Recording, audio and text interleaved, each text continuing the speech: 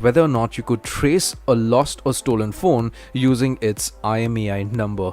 What are the latest methods to trace a lost or stolen phone is what you're going to see in the video for today.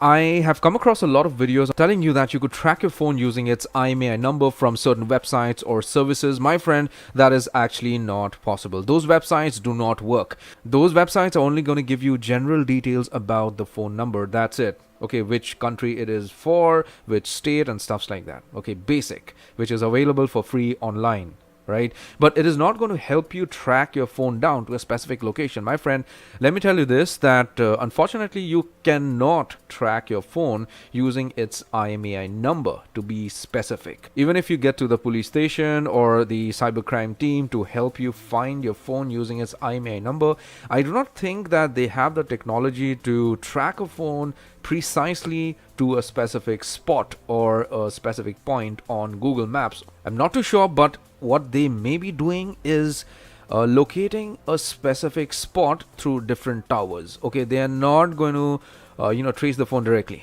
They're going to get at least 200 to 500 meters nearby, not exactly on the phone location. But we never know. The police department or cybercrime team could actually help you track your phone to a precise location. They may just have the facility. That's something you may just want to find out if you have misplaced your phone. These days, the genuine method to trace or track your phone is by utilizing these three websites. Number one, if you are from India, you could use CEIR to file in a report to block the IMEI number. This helps you to block your lost or stolen mobile phone and ensuring that it is not misused. This report goes to a specific government department who are actually responsible for tracing lost or stolen mobile devices. Okay, so by chance, if your phone is found, you could, get it back and unblock it through this website itself and use it again. Not a problem.